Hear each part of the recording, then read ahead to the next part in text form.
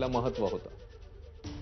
पुन्हा एकदा प्रशांतकडे जाऊया ताजी अपडेट घ्यायला. प्रशांत, जवळपास आता पाऊण तास उलटून गेलेला आहे आणि पुन्हा एकदा शरद पवारांची निवड, शरद पवारांनी केलेल्या नियुक्त्या याच संदर्भात पुन्हा एकदा आक्षेप आणि अधोरेखित करण्यात येते अजित पवार गटाकडून.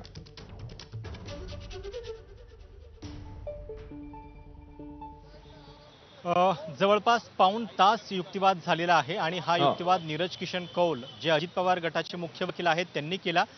त्यांचा युक्तिवाद आता थोड्याच वेळात संपेल आणि त्याच्यानंतर मनिंदर सिंह हे अजित पवार गटाचे दुसरे वकील या ठिकाणी युक्तिवाद करताना दिसतील. पण आज प्रामुख्याने आपल्याला हे दिसलंय की शरद पवारांची जी अध्यक्षपदी निवड होती त्यालाच कायदेशीर पद्धतीनं चॅलेंज जे आहे ते होताना दिसलं. आणि अश्विन, जर इतिहास बघितला तर हे पहिल्यांदा झालेलं नाहीये की शरद पवारांच्या राष्ट्रीय अध्यक्षपदाला असं चॅलेंज, कारण याच्या आधी पी.ए. संगमा विरुद्ध शरद पवार ही केस सुद्धा निवडणूक आयोगामध्ये पोहोचलेली होती. आणि अजित पवार हे काही पहिले नेते नाहीयेत राष्ट्रवादीतले की ज्यांनी शरद पवारांचीच राष्ट्रीय अध्यक्ष म्हणून हकालपट्टी करून स्वतःची नेमणूक केलेली आहे. याच्या आधी 2003च्या आसपास पी.ए. संगमा यांनी सुद्धा हे केलेलं होतं. अर्थात त्यावेळी शरद पवारांच्या बाजूने निकाल लागलेला होता.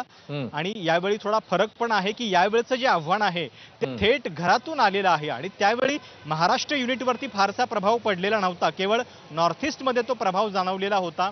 यावेळीची लढाई मात्र वेगळी आहे आणि यावेळी थेट सत्तेत सहभागी असलेले 2 युनिट आहेत, एक महाराष्ट्रामध्ये आणि एक तिकडे नागालँडमध्ये. या 2 राज्यांमधलं आमदारांचं युनिट जे आहे ते भाजपसोबत आहे आणि त्या दृष्टीनं यावेळची जी कायदेशीर लढाई आहे ती शरद पवारांसाठी थोडीशी अवघड मानली जाते.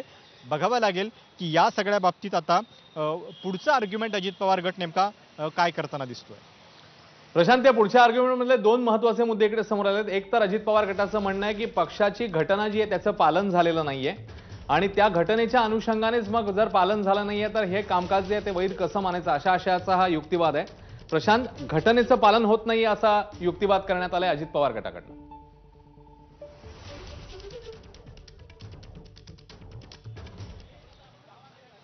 नक्कीच. खरं तर कायदेशीर दृष्ट्या जेव्हा तुम्ही चिन्हासाठी भांडता तेव्हा हे अशा पद्धतीनं गोष्टी ज्या आहेत त्या होत असतात आणि तेच सांगण्याचा प्रयत्न केला जातोय. एकतर जेव्हापासून पक्ष स्थापन झाला तेव्हापासून शरद पवार हेच राष्ट्रीय अध्यक्ष म्हणून काम करत होते. अनेक वेळा पक्षाच्या निवडी ज्या आहेत त्या म्हणजे कशा मनमानी पद्धतीनं होत होत्या हे सुद्धा सांगण्याचा प्रयत्न झाला.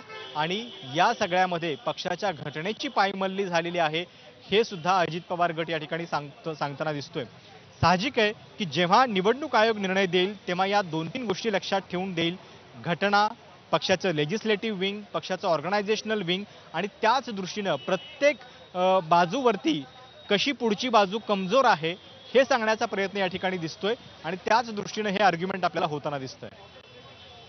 नक्कीच प्रशांत, जसं तू आता सांगतोस एक अपडेट येते त्यानुसार आता कौल यांचा युक्तिवाद संपत आलाय आणि आता मनिंदर सिंग जे त्यांचे दुसरे वकील आहेत ते आर्ग्युमेंट करतील. म्हणजे आजही गेल्या वेळेप्रमाणेच अजित पवार गटाचाच युक्तिवाद सुरू राहील अशी स्थिती आहे, कारण आता जवळपास 55 मिनिटं उरली आहेत आजच्या युक्तिवादाला. प्रशांत,